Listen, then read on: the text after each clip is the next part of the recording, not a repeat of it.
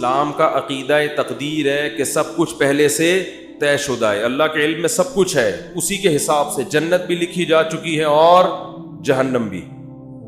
یہ اسلام نے بیان کیا۔ ہم اچھی بری تقدیر پر ایمان رکھتے ہیں، ہمارے ایمان کا حصہ ہے، ہمارے ایمان کا جزو ہے۔ اس پر غیر مسلم کہتے تھے کہ جب سب کچھ پہلے سے ہے تو قرآن کہتا ہے، یہ ابھی بھی کہتے ہیں اور موت کے بعد جب ان کو اللہ عذاب دے گا تو اس وقت بھی کہیں گے کہ اگر اے اللہ تو چاہتا تو ہمیں زبردستی سیدھے راستے پہ بولو لے سکتا، اور ہمیں جنت میں جانا ہی نہیں تھا، تو جب جانا ہی جہنم میں تو جا رہے ہیں، تو ہمیں سزا کیوں دے رہا ہے؟ اس میں ہمارا قصور کیا ہے؟ قرآن نے کیا کہا؟ قل هل عندکم من علم فتخرجوه لنا، تمہیں پہلے سے یہ علم تھا کہ تم نے جہنم میں جانا ہے؟ اگر تھا تو لے آؤ۔ جواب سمجھ میں آیا؟ یہ جواب نہیں، یہ قرآن سوال کر رہا ہے جس کا اب تک جواب، یہ میں اس کو ذرا آسان انداز میں سمجھاتا ہوں۔ قرآن نے تو آسان میں، لیکن عربی میں ہے نا، تو میں اس کو اردو میں آسان انداز میں سمجھاتا ہوں۔ بہت سے لوگ تقدیر کے عقیدے کی وجہ سے کہتے ہیں کہ بھائی جب ہماری قسمت میں گناہ لکھا ہوا ہے، قسمت میں ہر چیز لکھی ہوئی ہے، صرف عمر نہیں لکھی ہوئی کتنا زندہ رہنا ہے، ایک ایک پکوڑا آپ کی قسمت میں لکھا ہوا ہے۔ حقیقت بتا دوں کہ کتنا کھانا ہے کتنا نہیں کھانا، ایک ایک سموسہ لکھا ہوا ہے، کیونکہ اللہ کا علم تو کامل ہے نا، اللہ کو تو سب پتا ہے کس نے کتنے پکوڑے کھانے ہیں کتنے نہیں کھانے، کس نے معذرت کے ساتھ کتنی شادیاں کرنی ہیں کس نے نہیں کرنی، کس کے کتنے بچے ہوں گے کس کے نہیں ہوں گے، کس کے بیٹے ہوں گے کس کی بیٹیاں ہوں گے، سب کچھ، کون جنت میں جائے گا اور کون جہنم میں جائے گا، کون فلاں موقع پہ گناہ کرے گا کون فلاں موقع پہ نیکی کرے گا، ایک ایک چیز پہلے سے طے شدہ ہے۔ یہاں لوگ سوال پوچھتے ہیں کہ جب پہلے سے طے شدہ ہے تو ہم تو اسی کے حساب سے گناہ کر رہے ہیں نا، تو ہمیں اس پہ سزا کیوں ملتی ہے؟ سمجھ میں آ رہی ہے بات کہ نہیں آ رہی ہے؟ تو اس کا قرآن کیا کہتا ہے کہ طے شدہ ہے مگر تمہیں پتا نہیں ہے۔ تم تو یہ سوچ کے کر رہی ہوتی ہے نا، اپنے پورے اختیار سے، اپنے مکمل اختیار سے جرم تم کر رہے ہوتے ہو۔ دیکھو کسی کو پہلے سے پتا ہو کہ میں نے فلاں موقع پہ فلاں بج کے اتنے منٹ پر چوری کرنی ہے، پہلے سے پتا ہے کہ اللہ نے میری تقدیر میں یہ بولو نا لکھا ہوا ہے۔ اب آپ کو پتا ہے یار تقدیر کبھی ٹلتی نہیں ہے، ہفتے کے دن دوپہر 2:03 پر میری تقدیر میں لکھا ہے کہ میں مسجد سے چپل چوری کروں گا۔ آپ جاؤ 2:03 پہ مسجد سے چپل چوری کرو، اللہ جب آپ کو قیامت کے دن پکڑے سزا دے چوری پہ، تو آپ کہنا اللہ مجھے پہلے سے پتا تھا، میری تقدیر میں لکھا ہوا تھا، میں نے لوح محفوظ دیکھ لی تھی، تو اللہ آپ کو سزا نہیں دے گا، کیونکہ اللہ نے خود کہا ہے کہ لوح محفوظ میں جو چیز لکھی ہوئی ہے وہ چینج نہیں ہو سکتا۔ اللہ میں تو مجبور تھا، مجھے پتا تھا، میں نہیں بھی کرتا تو مجھے تقدیر کھینچ کے لاتی اور میں چپل چوری کرتا، لیکن آپ کو پہلے سے پتا نہیں ہوتا۔ جب پتا نہیں ہوتا تو آپ اپنے اختیار سے کر رہے ہوتے ہیں۔ سمجھ میں آ رہی ہے بات؟ اپنے اختیار سے جا رہے ہوتے ہیں، اپنے اختیار سے چپل چوری کر رہے ہوتے ہیں، اپنے اختیار سے پکڑے جاتے ہیں۔ اس کی مثال اور آسان کر کے، ایک دن کیا ہوا، زید نے بکر کا قتل کر دیا۔ زید نے کیا کیا؟ بکر کو قتل کر دیا، ہفتے کے دن 2:03 پہ۔ آپ نے زید کو پکڑ لیا، بیٹا تو نے بکر کو قتل کیا ہے، ہم تجھے کیا کریں گے؟ قتل کریں گے سزا کے طور پر۔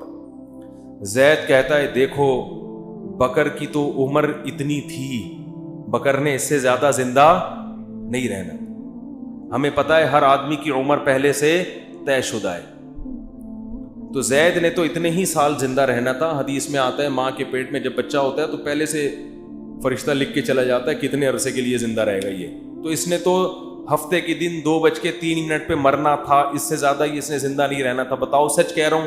آپ کہیں گے بھائی بالکل سچ کہہ رہے ہیں، لیکن آپ اس بیس پہ زید کو چھوڑ دو گے؟ آپ بولو گے کہ یہ بات اللہ کو پتا تھی، کسی اللہ کے علاوہ کسی کو پتا نہیں تھی، تیری نظر میں تو وہ ابھی زندہ رہنے والا تھا، تو نے تو اپنے اختیار سے جا کے اس کو 2:03 پہ قتل، یہ تو قتل کے بعد پتا چلا ہے کہ اس نے زندہ رہنا تھا، تجھے تھوڑی پتا تھا۔ اگر زید کی سمجھ میں یہ دلیل نہ آئے نا اور کہے نہیں نہیں نہیں میں نے تو مارنا ہی تھا, تو آپ زید کو بولے ٹھیک ہے پھر ہم تجھے قتل کرتے ہیں, اور جب تیرے وارثین آ کے پوچھیں کہ کیوں مارا تو ہم کہیں گے اس لیے کہ اس کی عمر اتنی ہی تھی, اس نے اس دن اتنے بج کے اتنے منٹ پہ مرنا ہی تھا. یہ دلیل زید اپنے خلاف کبھی بھی نہیں مانے گا, دوسرے کے خلاف مانے گا. تو اللہ فرماتے ہیں کہ تم جو دلیل اپنے خلاف نہیں مان رہے دوسرے کے خلاف کیسے مان رہے ہو, اور میرے خلاف کیسے مان رہے ہو؟ کیونکہ جب انسان گناہ کرتا ہے تقدیر میں تو لکھا ہوا ہوتا ہے, مگر لکھنے سے پہلے اس کو نہیں پتا ہوتا کہ یہ لکھا ہوا ہے. کرنے سے پہلے وہ اپنے اختیار سے کر رہا ہوتا ہے, اسی پہ اس کو قیامت کے دن سزا ملے گی. اور جب سزا ملے گی تو وہ کہے گا اللہ تو لکھا ہوا تھا. اللہ کہے گا هل عندکم من علم, پہلے سے پتا تھا کہ لکھا ہوا ہے. اور اگر اب بھی کسی کے سمجھ میں نہ آئے تو پھر ہر چیز لکھی ہوئی ہے نا, صرف گناہ تھوڑی, کھانا پینا بھی لکھا ہوا ہے. صبح ناشتہ چھوڑ دو, آپ صبح کا ناشتہ چھوڑ دو. بیگم پراٹھا بنا کے لائی, چائے بنا کے لائی, نہیں کھاؤ. بیگم لکھا ہوا ہوگا تو حلق میں اترے گا. بیگم کہے گی کم بخت, یہ کھانے کے بعد پتا چلے گا کہ لکھا ہوا تھا یا نہیں لکھا ہوا تھا, کھانے سے پہلے نہیں پتا چلے گا. لیکن آپ نے کہا نہیں لکھا ہوا ہوگا تو اڑ کے میرے پیٹ میں جائے گا, اور آپ چلے گئے آفس, دوپہر لنچ کا ٹائم ہو گیا تو پتا چلے گا کہ آپ کی تقدیر میں پراٹھے لکھے ہوئے نہیں تھے. تو اس بیس پہ تو پھر ہر چیز اسی اصول پہ گزارے نا. دنیا میں پیسے بھی نہیں کمائے کہ لکھے ہوئے ہوں گے تو مل جائیں گے, نہیں لکھے ہوئے ہوں گے تو نہیں ملیں گے. ٹرک آ رہا ہے اس کے سامنے آ کے کھڑا ہو جائے, بھائی تقدیر میں لکھا ہوا ہے کہ اس نے مجھے اسٹیکر بنانا ہے. کراچی میں جو ٹرک ہے نا وہ کچلتے نہیں ہیں, اسٹیکر بناتے ہیں. اتنے بھاری بھاری ٹرک ہوتے ہیں, ان کے ٹائر کے نیچے اللہ نہ کرے کوئی بندہ آ جائے, لاش بھی نہیں ملتی اس کی. تو اب ٹرک کے سامنے آ جاؤ ہے بھائی, اور بولو بھائی لکھا ہوا ہوگا تو مروں گا. اور واقعی جس کی تقدیر میں نہیں لکھا ہوا ہوتا ٹرک کے سامنے آگے بھی مرتا نہیں ہے, کچھ ہو جاتا ہے کچھ نہ کچھ, لیکن آپ کبھی ٹرک کے سامنے نہیں آتے. تو جو آدمی زنا کر رہا ہے, یار تقدیر میں لکھا ہوا ہوگا تو بچ جاؤں گا, نہیں لکھا ہوا ہوگا تو اس کو بولو تو ٹرک کے سامنے بھی آ جا, تقدیر میں لکھا ہوا ہوگا تو مرے گا, نہیں لکھا ہوا ہوگا تو نہیں مرے گا. ہمیں پہلے کچھ نہیں پتا, اسی پر امتحان ہے, آزمائش اسی پر ہے. اللہ کو تو پتا ہے سب کچھ, ہمیں نہیں پتا. اگر ہمیں بتا دیتا پھر آزمائش ختم, پھر ہم نہ زندگی کی فکر کرتے نہ کھانے کی فکر کرتے. میں بیٹھا رہتا بھائی بیگم مجھے آج پتا, میں نے لوح محفوظ میں جھانک کے دیکھا ہے کہ میری تقدیر میں 4 شادیاں. پراٹھوں سے زیادہ مزے کی مثال کون سی ہے؟ میری تقدیر میں یہ 4 لکھی ہوئی ہیں, مجھے رشتہ تلاش کرنے کی ضرورت نہیں ہے. اور واقعی کچھ لوگوں کی تقدیر میں لکھی ہوئی ہوتی ہیں, وہ نہیں بھی کر رہے ہوتے پھر بھی ہو جاتی. پنجاب میں ایک بہت بڑے بزرگ ہیں, نام نہیں بتاؤں گا, تو وہ 4 ہیں ان کی ماشاءاللہ. میں نے کہا بھائی یہ کیسے؟ انہوں نے کہا جو بیوہ ہوتی ہے نا محلے میں, لوگ زبردستی ان کے کھاتے میں لا کے ڈال دیتے ہیں, زبردستی ان کے کھاتے میں لا کے ڈال دیتے ہیں. حضرت آپ پاؤں پکڑتے ہیں, حضرت وہ بیچارے کر لیتے ہیں, نہیں چاہتے وہ بھی کر لیتے ہیں. تو دیکھو یہاں لوگوں کو مل نہیں رہی, اور جن کی تقدیر میں لکھی ہوئی ہے زبردستی ان کے کھاتے میں لا لا کے ڈالی جا رہی. تو شکر ہے 4 سے زیادہ کی اجازت نہیں ہے, ورنہ پنجاب کی ساری بیوائیں اور مطلقہ ان کے کھاتے میں. بڑے نیک ہیں وہ بزرگ, بہت نیک ہیں. تو اس لیے قرآن یہاں بھی بجائے آپ کا سوال کا جواب دینے کے نا کہ تقدیر میں لکھا ہوا ہے, قرآن آپ سے سوال کر لیتا ہے الٹا. تو یہ بھی ایک دلیل سے بات کرنے کا طریقہ ہوتا ہے کہ آپ اگلے کا سوال دینے کے بجائے آپ کہیں چل مان لیا تیری بات ٹھیک ہے, لیکن پھر ہمارا اس پہ یہ سوال ہوتا ہے, اس کا تو جواب دے. وہ قیامت تک بوکھلاتا رہتا ہے, اس کے پاس اس کا جواب نہیں ہوتا. تو ہمارا ایمان ہے, ہمارے ایمان کا حصہ ہے یہ چیز کہ ہر چیز پہلے سے طے شدہ ہے, جنتی بھی جہنمی بھی سب کچھ. کل میسر لما خلق لا, حدیث میں آتا ہے کہ جس کو اللہ نے جو جہاں کے لیے بنا ہے نا اس کو ویسے اعمال کی توفیق ملتی ہے. اب ہمیں نہیں پتا ہمیں اچھے اعمال کی توفیق ملے گی یا برے اعمال کی, کر کے دیکھ لو. اگر اچھے اعمال کرنا شروع کر دو گے اس کا مطلب جنت لکھی ہوئی ہے, برے کرنا شروع کر دو اس کا مطلب جہنم لکھی ہوئی ہے. تو یہ آپ اس لحاظ سے تقدیر آپ کے ہاتھ میں ہے کیونکہ ہمیں علم نہیں ہے. اور اللہ نے یہ قرآن میں جگہ جگہ کہہ دیا لا یظلم ربک احدا, تیرا رب کسی پہ ظلم نہیں کرے گا. ایک آدمی جنت میں جانا چاہتا ہے, میں زبردستی اٹھا کے تقدیر کی وجہ سے جہنم میں پھینک دوں, ایسا نہیں ہوگا. اور ایک آدمی جہنم میں چھلانگ مارنے کی کوشش کر رہا ہے اور میں اس کی تقدیر میں لکھ دوں کہ یہ جنتی ہے, نہ نہ نہ, ایسا نہیں ہوگا. تیرا رب کسی پہ ظلم نہیں کرے گا.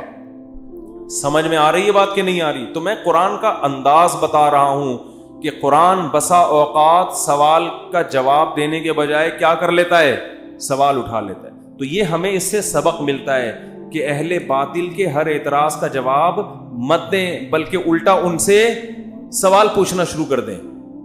سمجھتے ہو؟ یہ بھی ایک جان چھڑانے کا, یعنی صحیح طرح سے جان چھڑانے کا طریقہ ہے کہ تم بھی تو ان باتوں کا جواب دو نا. جیسے موسیٰ علیہ السلام سے فرعون نے یہ کہا کہ الم نربک فینا ولیدا ولبثت فینا من عمرک سنین. اے موسیٰ, آج تو میرے سامنے مجھے نصیحت کر رہا ہے, مجھے غلط کہہ رہا ہے, تو میں نے تجھ پر احسان کیے کہ بچپن سے تجھے اپنے محل میں پالا, تو میرے ان احسانات کا جواب چاہیے. تو موسیٰ علیہ السلام نے بجائے جواب دینے کے الٹا فرعون سے سوال کر لیا ہے بھائی, تلک نعمت تمنها علی ان عبدت بنی اسرائیل. اے فرعون, یہ نعمت بھی تو ہے کہ تو نے صدیوں سے میری قوم کو غلام بنایا ہوا ہے اور ان کے مردوں کو قتل کر رہا ہے, میری قوم کی عورتوں کو زندہ رکھتا ہے اور مردوں کو کیا کرتا ہے, قتل. تو ذرا بیلنس کر کے دیکھ لے, ٹھیک ہے, بہت مشکل ہے بات سمجھا. تو کیا کر لے, پلس مائنس کر لے. یہ ایک احسان اگر مان لیں اس کو احسان ہے کہ میں تیرے محل میں پلا بڑا ہوں, تو یہ جو میرے ساتھ میری قوم کے ساتھ ظلم ہو رہا ہے, یہ بھی تو میری ذمہ داری ہے کہ میں اس کے خلاف آواز اٹھاؤں.